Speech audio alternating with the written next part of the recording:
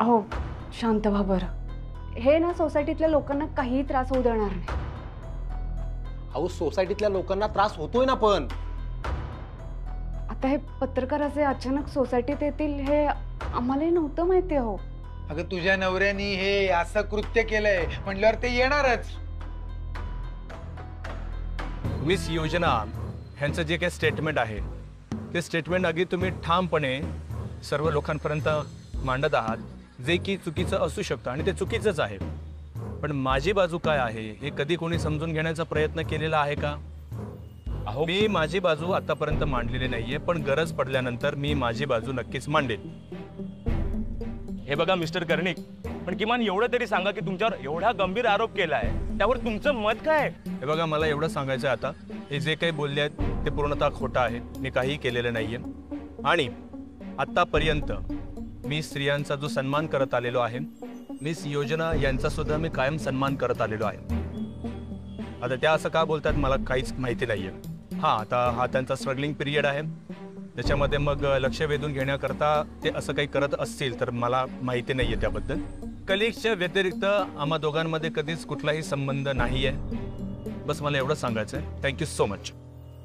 ऐका ऐका ऐका आणि एक तुम्हाला माझी रिक्वेस्ट आहे, तुम्ही आज माझ्या सोसायटीमध्ये आलेला आहात. माझ्या सोसायटीतल्या लोकांना या गोष्टीचा त्रास होऊ शकतो जे की मला आवडणार नाही. माझी तुम्हाला हंबल रिक्वेस्ट आहे, तुम्ही इथून जा आणि पुन्हा प्लीज इथे येऊ नका. जे काही तुमचे प्रश्न असतील ते तुम्ही डायरेक्टली कॉन्टॅक्ट करून मला विचारू शकता, मी उत्तर देईन. मला काही सांगायचं असेल मी स्वतः तुम्हाला कॉन्टॅक्ट करेन, पण प्लीज इथे पुन्हा येऊ नका. ही तुम्हाला रिक्वेस्ट आहे. प्लीज तुम्ही आता निघू शकता. Okay thank you.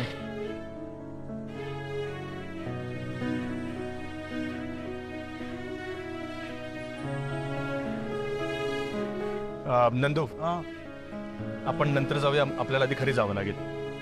हा ठीक. नाही नाही, एक मिनिट. मी त्या दिवशी तुम्हाला म्हणाले होते की हे सगळे आरोप खोटे आहेत. बर मान्य, आरोप खोटे आहेत, पण इतके भयंकर आरोप आहेत म्हणून तर पत्रकार आलेत ना इथं. बर ते पत्रकार डायरेक्ट तुमच्या घरी आले असते ना तर तो वैयक्तिक प्रश्न ठरला असता, पण इथे सोसायटीच्या कंपाऊंड मध्ये प्रश्न विचारतायत म्हणल्यावर तो सोसायटीचाच प्रश्न झाला. हे बघा हे आलेत, हे बोलले असतील त्यांच्याशी. अहो काय झालं, काय म्हणताय, काय झालं काय?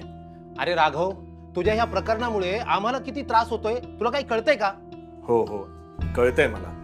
ऐका, हे बघा मी आत्ताच पत्रकारांशी बोलून आलेलो आहे. त्यांना सांगितलंय ते पुन्हा आपल्या सोसायटीत येणार नाहीत आणि तुम्हाला कोणालाही ते काही प्रश्न विचारणार नाहीत. तेच सांगत होते मी मगाशी यांना. हे असल्यावर तुम्हाला कोणालाही काही त्रास होणार नाही. अरे पण होतोय ना त्रास, होतोय ना त्रास. या प्रकरणामुळे फक्त तुमची बदनामी नाही झाली, अख्ख्या सोसायटीची बदनामी झालीये. अरे राघव, आपल्या सोसायटीतील ते सावंत, त्यांचं घर भाड्याने द्यायचंय, पण तुझ्या ह्या प्रकरणामुळे त्यांचं घर कोणी भाड्याने घ्यायला तयारच नाहीये. तुमच्या या प्रकरणामुळे आम्ही का सहन करायचं सगळं? ऐका ऐका, तुम्हाला कोणालाही त्रास होणार नाही यासाठी सर्वतोपरी आम्ही प्रयत्न करत आहोत. नाही, तुम्ही फक्त प्रयत्न करताय, घडत काहीच नाहीये. आमच्यामुळे तुम्हाला त्रास झाला तर तुम्ही लगेच वर तोंड करून प्रश्न विचारायला मोकळे. परवा तुझी बायको पूजेला आली होती, काय म्हणाली? माझ्या नवऱ्यावर फक्त आरोप केले गेलेत त्यामुळे ते गुन्हेगार ठरत नाहीत. मान्य आहे ना, नाही गुन्हेगार. अरे पण तुमच्यामुळे आम्हाला प्रॉब्लेम येतोय, ते आम्ही का सोडवावेत? हे बघ, हे प्रॉब्लेम आता तूच सोडव बाबा. मी सोडून देतो तुमचे जे काही प्रॉब्लेम्स असतील, मी सोडून देतो. हे बघा, आता पत्रकारांचा मुद्दा होता, मीच केलं, मी बोललोय ना त्यांच्याशी, ते पुन्हा आपल्या सोसायटीमध्ये येणार नाहीत, तुम्हाला त्रास होणार नाही. झाला, हा प्रॉब्लेम सॉल्व्ह झालेला आहे. आता दुसरा कुठला प्रॉब्लेम आहे बोला. ते सावंतांचं घर ते कोणी भाड्याने घेत नाही, त्याचं काय करायचं? घेतलं, मी घेतो. काय? हे बघा, माझी बहीण वर्षा आणि आमचे जावई भाड्याने घर शोधतच होतो आम्ही. अरे राजू, तुम्हाला आधी सांगितलं असतंस हा प्रॉब्लेम आहे तर आम्हाला सुद्धा एवढा त्रास झाला नसता. घर इथेच आहे ना, ठीक आहे, हे दोघं तिथे राहतील, ते घर आम्ही भाड्याने घेतो. घर आम्ही बघू शकतो, चालेल? आता मला त्याचा काय प्रॉब्लेम आहे, मी बोलून घेतो त्या सावंतांशी. झालं, बघितलं, जे काही प्रॉब्लेम्स तुम्ही सांगितले सॉल्व्ह केले की नाही. आणि ठीक आहे, हे बघा, काळजी करू नका. मला माहिती आहे माझ्यामुळे तुम्हा सगळ्यांना जो काही त्रास सहन करावा लागलेला आहे त्याबद्दल मी तुम्हा सगळ्यांची क्षमा मागतो. हां, आणि कसं आहे हो, हे जे काही प्रॉब्लेम्स होत आहेत ना ह्या प्रकरणामुळे माझं कुटुंब सुद्धा त्याच्यामध्ये होरपळत आहे आणि बहुधा मी तुम्हा सगळ्यांना आमच्या कुटुंबातलाच एक भाग मानत आलेलो आहे आणि म्हणून तुम्हाला सुद्धा तो त्रास सहन करावा लागलेला आहे. पण मी तुम्हाला आता सांगतोय ह्यापुढे तुम्हाला त्रास होणार नाही. मी यासाठी सगळे प्रयत्न करेन.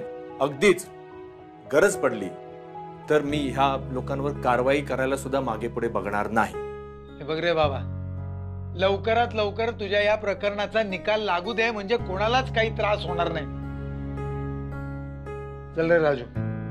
सावंतांच्या खोलीकडे या, मी चावी घेऊन येतो. चला राघव, जरा लवकर या, मला जरा बाहेर जायचंय. ये लवकर. लगेच येतो लगेच. हा चला खोलते. चला चला चला. पत्रकार दाराशी आले, आता आणखी काय बघायचं बाकी राहिलंय. आता नाही सहन होते मला. आई अहो हे बोललेत ना पत्रकारांशी, तर ह्या त्रासात ना आपल्याला जावंच लागणार आहे आई. पण पडू आपण यातनं बाहेर. यांनी काही केलं नाहीये ना, बस मग काही होणार नाही. आनंदी बरोबर बोलते. आणि तुम्ही सगळे एवढं टेन्शन का घेताय, निराश का होता एवढे? नाही, पण या सगळ्यामध्ये एक चांगली गोष्ट घडली. नंदूरावांना आणि वर्षाला चांगलं घर मिळालं आणि तेही आपल्या घराच्या जवळच. म्हणजे कसं आपल्याला नेहमी जाता येता येईल त्यांच्याकडे. आपली माणसं आपल्या जवळ असली ना की खूप आधार मिळतो बघ. नाही, पण खरंच हे बरं झालं की एवढ्या जवळ घर आपल्याला मिळालं. अरे मग बघत काय बसलायत, जा लवकर जाऊन घर बघून या. वर्षा, जा त्यांच्या बरोबर. आई बाबा तुम्ही पण या ना. नाही ग, लिफ्ट बंद आहे ग, गुडघ्यांना त्रास होईल. सुरू झाल्या झाल्या मी येते बघ. ठीक आहे वर्षते, चला या.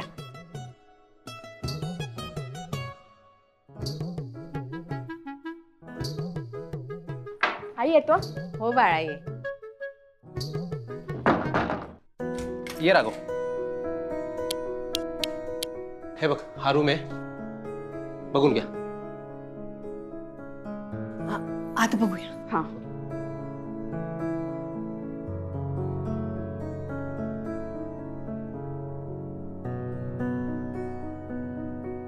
मस्त आहे.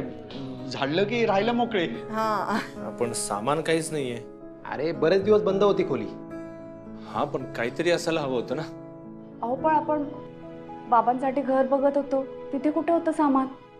आपणच घेऊन गेलो होतो ना. मी काय म्हणते, तेच सामान आणूयात आपण इथे. अहो नको वहिनी, अहो आम्ही आणतो ना सगळं. काय ग?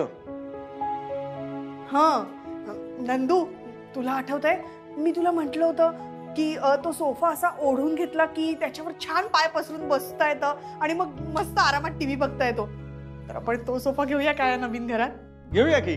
हा, आणि सोफा घेतोय म्हटल्यावर टीव्ही पण आला, तोही घेऊया. चालेल. आणि हो, मी काय म्हणते, कपाट आहे ना आपण डिसमेंटल करायचं घेऊया.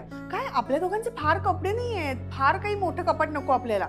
आणि भांडी, भांड्यांचा स्टँड, ह्या सगळ्या वस्तू घ्याव्याच लागतील ना, है ना? ठीक आहे, तेही घेऊया. आतमध्ये बघून या, अजून काय लागणार असेल. वर्षते चला. हा बर. हा बघून घ्या, काय नळ वगैरे बघून घेतो. नंदू, आपल्या सोसायटीतलं हे घर म्हणजे भाडं खूप असणार आहे. तर घर भाडं, डिपॉझिट आणि सगळं सामान घ्यावं लागणार आहे. तर सगळं सामान एक साथ घ्यायला गेलं तर बराच खर्च होणार नाही का? अहो त्यात काय दादा, आता संसार म्हटल्यावर या सगळ्या वस्तू लागणारच नाही का? बरोबर आहे. मला काय वाटतं, सगळं एक साथ घेण्याऐवजी एक एक करून घ्या ना. कसं आहे दादा, वर्षाकडे बघा किती खुश आहे. आणि काळजी करू नका, मॅनेज करेन मी सगळं. आम्ही निर्णय घेतला की आपण राहतोय. राहतोय. डन ना? बरं राघव, महत्वाचं, तुमच्या व्यवहारात मी नसणार आहे. सावंतांना भाडं वेळच्या वेळी द्या.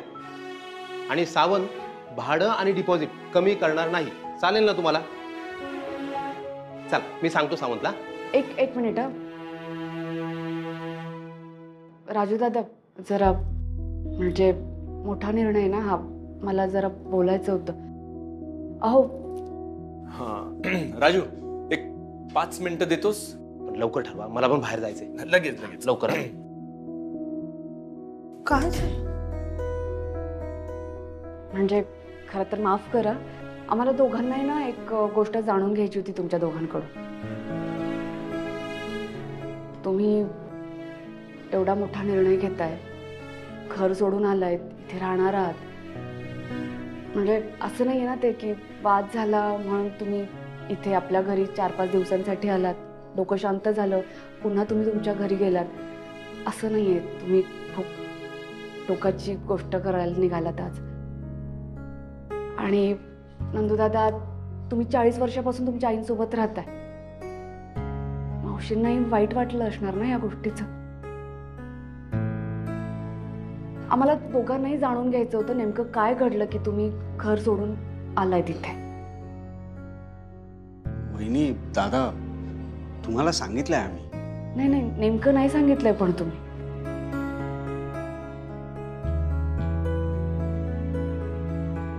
ठीक आहे, तू इतका फोर्स करतेस तर सांगते मी.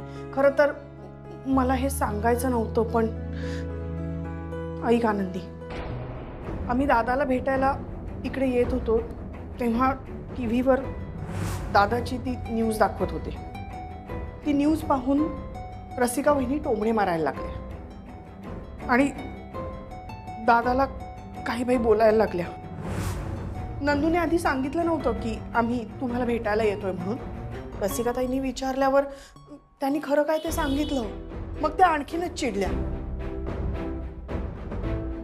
त्यांचं म्हणणं होतं की आम्ही तुमच्याशी संबंध ठेवायचे नाही, तुम्ही आमचे नातेवाईक आहात हेही आम्ही विसरून जायचं. तरी आम्ही तुम्हाला भेटायला निघालो तर त्या आणखीनच चिडल्या आणि म्हणाल्या की घरातनं बाहेर पाऊल टाकलं तर पुन्हा या घरात यायचं नाही.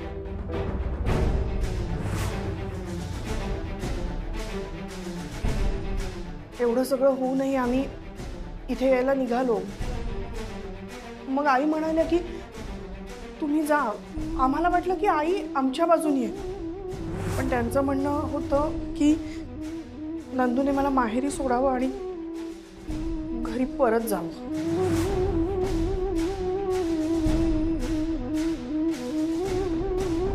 ठीक आहे, ह्या प्रकरणामुळे त्या बोलल्या असेल, पण तुम्ही सुद्धा थांबायला पाहिजे होतं. वाद नको घालायला हवा होता. नाही, कसं आहे दादा की माझ्या आईची आणि ताईची चूक असताना वर्षाचं माहेर तुटलेलं मला कसं चालेल. कसं आहे ना दादा की तुम्ही दोघंही आम्हा दोघांसाठी खूप महत्वाचे आहात. आम्ही आत्ता दोघेही एकत्र राहतोय. आमचं जे काही नातं आहे ते फक्त तुम्हा दोघांमुळे. आम्हाला जेव्हा गरज होती तेव्हा तुम्ही दोघेही तुमचे प्रॉब्लेम्स बाजूला ठेवून आमच्या पाठीशी उभे राहिलात. आणि आता तुमच्या आयुष्यात एवढा खूप मोठा प्रॉब्लेम आलाय तर तुमच्याशी बोलायचं नाही, संबंध ठेवायचा नाही. आणि आम्ही असं केलं असतं तर आमचं मन आम्हाला आयुष्यभर खात राहिलं असतं. हो की नाही वर्षा? वर्षाताई, नंदूदादा, माफ करा. खरं तर हा खूप वैयक्तिक प्रश्न आहे, पण आमच्या दोघांसाठी हा एवढा मोठा निर्णय घेतला तुम्ही. आनंदी, अगं असं का म्हणतेस? तुम्ही दोघं आमच्या काळजीपोटीच बोलत होतात ना हे सगळं.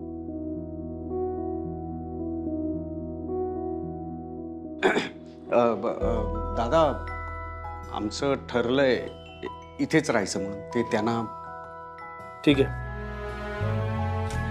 राजू, ये. अरे ठरलं का रे? हां, किती वेळ बाहेर उभा आहे मी? आलं ना? आम्ही ठरवलंय की इथेच राहायचं. हा, बरं, चल. मग मी सावंताशी बोलून घेतो. ओके? ऐक राजू, तर मगाशी जो काय प्रकार झाला घरात, तुम्ही आलात आणि हे बघ, मी प्रयत्न करेन की माझ्याकडून तुम्हाला कुठल्याच गोष्टीचा त्रास होणार नाही. पण तुम्ही सुद्धा काही असेल तर आधी मला येऊन भेटा, माझ्याशी बोला. डायरेक्ट असं घरी जाऊन माझ्या आई वडिलांना वगैरे नको. तर तेवढं प्लीज, एवढीच एक अपेक्षा आहे तुमच्याकडून. हां, चालेल. बरं राघव, ही चावी ठेव, मी सांगतो सावंतांना. चला, अभिनंदन. थँक्यू. थँक्यू. थँक्यू. हे तुमचं आहे, या. हे चावी तुमच्या हातात, थँक्यू. नवीन घराची. छान आहे घर. आनंदी, आपल्याकडे 2 तवे आहेत ना, एक एक्स्ट्राचा आहे, तर ना मी तो खालच्या घरी घेऊन जाईन आणि आम्ही नवीन आणला ना की मग मी तो तुला परत करीन. हा हे बाय माझे. हा परत कशाला? हा राहू द्या तुमच्याकडे. बर ठीक आहे. अगं आणि माळ्यावरती तो सेट आहे ना स्टीलच्या भांड्यांचा एक्स्ट्रावाला, तो पण मी घेऊन जाईन. हा, चादरी, चटया, बालद्या त्या पण घेऊन जा, सगळं घेऊन जा. हा, मी माझी उशी तर घेऊनच जाणार आहे आणि एक्स्ट्राची अंथरूण पांघरुणं असतील तर ती पण नाही है ना, काय हरकत आहे. वर्षा, आपल्याला ह्यांचं घर रिकामं करून स्वतःचं घर भरायचं नाहीये. अरे असं कुठे म्हटलं. दादा, आपण एक काम करूया, आपण बाहेर जाऊयात आणि आम्हाला ज्या काही महत्वाच्या गोष्टी लागणार आहेत त्या विकत घेऊन येऊया ना. हा हा, जा तुम्ही. मी लिस्टच काढते आणि घरात काय एक्स्ट्रा सामान आहे ना ते पण बघते. उगाच डबल नको ना. आणि काही खरेदी करायच्या आधी मला फोटो पाठव, नाहीतर मला आवडलं नाही तर उगाच वाया जातील ना वस्तू. अगं पण ह्यांच्या घरातल्या वस्तू का आपण घेऊया ना. बरं तसंही चालेल. नाही तसं नाही. अहो जास्तीच्या वस्तू आहेत ना त्या खरंच घेऊन जा, निदान वापर तरी होईल त्याचा. आणि घरात ज्या गोष्टी नाहीये त्या तुम्ही विकत आणा. बरं ठीक आहे. वर्षा, तुम्हाला लिस्ट पाठवा लगेच. हो हो, मी पाठवते. दादा चला येतो. हो. मी काय म्हणते, 4 चादरी अजून लिहिना. 4 चादरी? हा, आमच्यासाठी. आपला पण खराब झाले. नाही आई, एक काम करा, हे द्या माझ्याकडे. जे आपल्या घरात आहे ना त्याची यादी मी करते. जे नवीन आणायचंय ते तुम्ही सांगा. हा, मिसळाचा डबा मेन लिहिते तू, राहतो दरवेळेला. कढई नाही आपल्याकडे. 2 मागव का? आपली खराब झाली. आई कशाला? अहो नाही हो, वर्षात एकच सांगा. वर बोलली आणि लिस्ट पाठवली सुद्धा सामानाची. एवढे मोठी लिस्ट आणि एवढ्या सगळ्या सामानांचे हिला फोटो पाठवायचे. तेवढ्या सामानांचे फोटो कसे पाठवणार तू? ऐक, फोटो काढायला पाठवले. ऐक आता, हे बघ, बायकांनी आपल्याला एखादं सामान आणायला पाठवलं ना, ते आपण सामान किती वजनी असेल, आपण घेऊन आल्यानंतर जर त्यांना आवडलं नाही तर ते बदलायला आपल्यालाच दुकानात पाठवतात. तुला जावं लागणार आहे परत. करणारच का असं? जर त्यांना नाही आवडलं तर? ऐक, फोटो काढायचे आहेत ना, मी काढतो फोटो. ठीक आहे. आणि एवढी लिस्ट आहे, तू एकटा का रिक्षाने चाललायस? गाडी घेऊन जावं लागणार. हो ना, चल. दादा,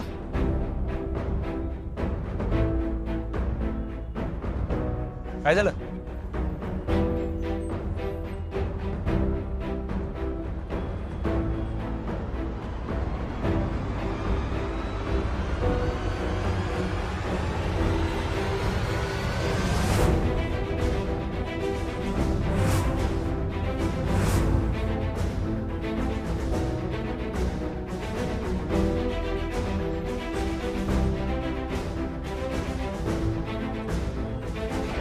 कोणी केलंय? आणि हे असं कोणी लिहिलंय? ए, कोण आहे रे? हिम्मत असेल तर आमच्या समोर या, मग लिहा. आहे पण असं कोण लिहू शकतं? किती वाईट लिहिलंय. बबन, हो बबन, काय हे काय आहे? अरे बापरे, काच कशी फुटली? आणि हे काय लिहिलंय? अहो हेच आम्ही तुम्हाला विचारतोय, तुम्हीच काय आम्हाला परत विचारताय? कोणी केलंय? माझ्या समोर नाही लिहिलं कोणी, आणि काच फुटण्याचा आवाज पण नाही आला. हो अहो असं काय करताय बबन? तुम्ही वॉचमॅन आहात ना, आणि तुम्हाला कळलं नाही कोणी केलंय ते? नंदू थांब, शांत हो. अहो दादा, असं कसा शांत राहू? एक कोणी केलंय हे कळायला नको का आपल्याला? नाही नंदूदा, खरंच सॉरी, ही माझी जबाबदारी आहे. पण मला नाही कळलं, माझ्या समोर नाही कोणी काय केलं. मला दिसलं असतं तर मी सोडलाच नसतं त्याला. सोडायचं नाहीच आहे त्याला, पण आधी हे कोणी केलंय ते कळायला नको का आपल्याला? माझ्यावर जे काय आरोप झालेले ना त्याचे हे परिणाम आहेत. लोकांना मला जितका मानसिक त्रास देता येईल तेवढं ते करतायत. आता माझ्या संपत्तीचं नुकसानही करतायत ते. उद्या ते मला मारायला सुद्धा कमी करणार नाहीत. अहो दादा, असं काय बोलताय तुम्ही? आणि आम्ही बरे असे होऊ देऊ? मुळात यांना अधिकार दिलाय कोणी असा? साहेबांनो, गाडीचे काच कुणी फोडले आणि कुणी लिहिलंय, जो कोणी सोसायटीतला असेल ना त्याचा मी शोध लावेनच, आणि सेक्रेटरीला त्याच्या घरी घेऊन जाईल. नाही बबन, मला नाही वाटत हे सोसायटीतलं कोणी केलंय. हे बाहेरच्या कोणाचं तरी काम आहे. अहो पण कळायला नको काय कोणी केलंय दादा? अहो नंदू, बरं झालं इथेच भेटलात. हे बघा, हे मिक्सरचं भांड आहे ना, ते पाती खराब झाली आहेत, ते जरा नीट करून आणा. ठीक आहे, ते थँक्यू. येत.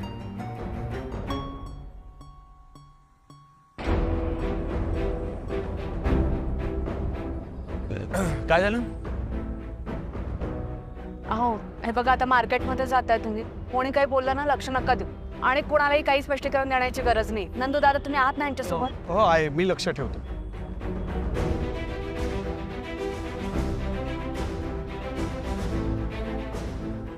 ऐका, घरात कोणालाच हे कळता कामा नये. त्यांना उगाच टेन्शन नको.